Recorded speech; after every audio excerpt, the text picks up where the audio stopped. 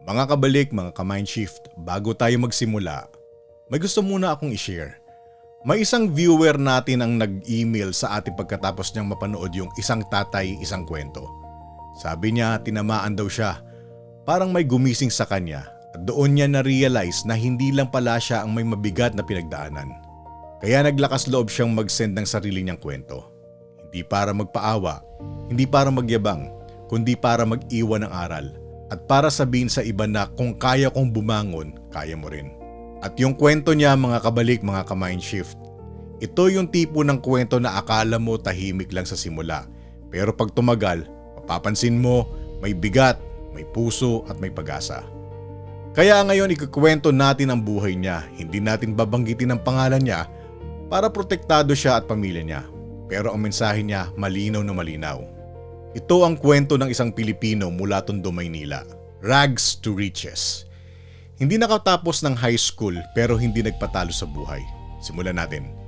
Sa pusod ng Tondo, Maynila, may isang lalaking lumaki sa gilid ng riles at iskinita. Kung saan ang umaga ay amoy usok ng uling at ang gabi ay tunog ng tricycle at radyo ng kapitbahay. Hindi natin babanggitin ang pangalan niya. Hindi dahil tinatago, kundi dahil mas mahalaga ang mensahe kaysa sa pangalan. Lumaki siyang sanay sa salitang kulang. Kulang ang ulam, kulang ang baon, kulang ang tulong, kulang ang pagkakataon.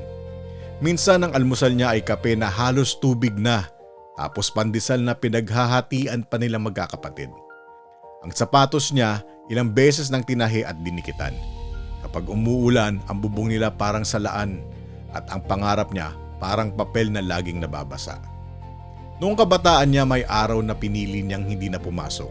Hindi dahil tamad kundi dahil kailangan ng katawan ng trabaho, hindi ng isip ang diploma.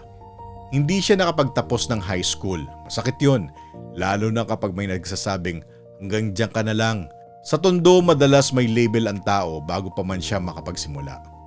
Pero dito nag-iba ang istorya. May isa siyang prinsipyo na paulit-ulit niyang sinasabi sa sarili niya. Kung hindi ko kayang baguhin ang pinanggalingan ko, babaguhin ko ang pupuntahan ko. Nagsimula siya sa kung ano ang meron, maliit, simple, madalas minamaliit ng iba.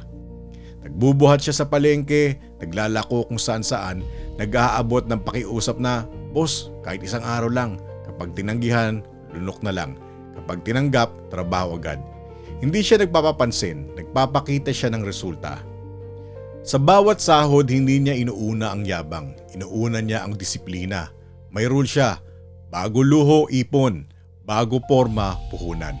Kahit maliit lang, may tinatabi. Minsan barya-barya, minsan 50, minsan 100, pero palagi.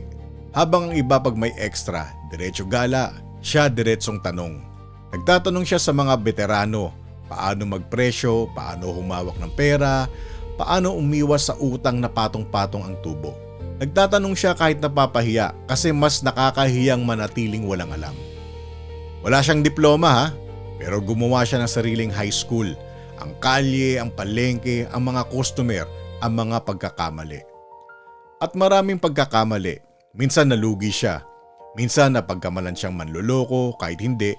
Minsan may umagaw ng kliyente. Minsan may kaibigan na nanghiram at hindi na nagbayad. Minsan gusto na niyang sumuko. Pero may isang gabi raw nakaupo siya sa bangketa, nakasandal sa pader, hawak ang ilang barya at napaisip siya. Kung susuko ako ngayon, sinong mananalo? Yung hirap. Kaya tumayo siya. Hindi dramatic, walang background music, walang camera, pero tumayo siya. At yun ang pinaka-importante. Unting-unting natutunan niyang mag-focus, natutunan niyang pumili ng tamang tao, natutunan niyang umiwas sa ingay, sa bisyo, sa madali ang pera. Madali ang pera, mabilis pumasok, mabilis din lumabas, at madalas may kapalit na problema. Ang pinaghirapan na pera, mabagal oo, pero tumatagal at may kapalit na respeto. Hanggang sa dumating yung unang break niya. May small opportunity, isang maliit na deal, isang customer na nagtiwala, isang project na mas malaki sa nakasanayan niya. Inabahan siya, oo, kasi hindi niya alam kung kaya niya, pero tinanggap niya. At dito niya pinatunayan ang pinaka-basic pero pinaka-bihirang ugali, reliability. Yung tipong kapag sinabi niyang bukas, bukas talaga. Kapag sinabi niyang alas 10 nandun na. Kapag may problema, hindi siya nagtatago, inaayos niya. Dahil sa consistency, lumaki ang tiwala. Dahil lumaki ang tiwala, lumaki ang trabaho. Dahil lumaki ang trabaho, lumaki ang puhunan. Dahil lumaki ang puhunan, lumaki ang pangarap. Hanggang sa dumating ang araw na yung dating barya-barya, naging budget. Yung dating pakiusap, naging contract.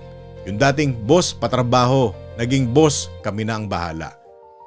Hindi siya naging mayaman dahil swerte lang. Naging successful siya dahil marunong siya magtiis habang nagsisimula at marunong siya magpakumbaba kahit umaangat na. Ngayon, hindi pa rin siya mahilig sa yabang. Hindi mo siya maririnig na nagyayabang ng rags to riches. Mas madalas mo siyang marinig na nagsasabi ng, kung kaya ko, kaya mo rin. Hindi pareho ang starting line natin, pero pwedeng pareho ang finish line kung hindi ka titigil. At ang pinakamaganda, hindi niya kinalimutan ng tondo. Hindi bilang trauma, kundi bilang paalala na ang pinanggalingan ay hindi sentensya. Hindi ito life imprisonment. Ito ay reference point lang. At kung ikaw ngayon ay nasa phase ng kulang, gusto kong iwan sa iyo yung aral ng kwentong ito. Hindi required ang diploma para magsimula, pero required ang disiplina para magtagal. Ang tiyaga ay hindi tiis. Ang tiyaga ay tuloy kahit walang pumapalakpak. Success is built in silence, then it becomes visible later. Di mo kailangan maging mahusay agad, kailangan mo lang maging consistent ngayon. Kung nasa tondo ka man o nasa kahit anong tondo ng buhay mo, tandaan mo, hindi ka late, hindi ka talo, hindi ka maliit. Nasa simula ka lang. At kung gusto mo ring magbahagi ng kwento mo na pwedeng magbigay ng lakas at inspirasyon sa iba, pwede mong isend sa amin. Huwag mong isipin na maliit ang kwento mo. Minsan yung kwentong akala mong ordinaryo, yun pala ang magliligtas sa loob ng ibang tao.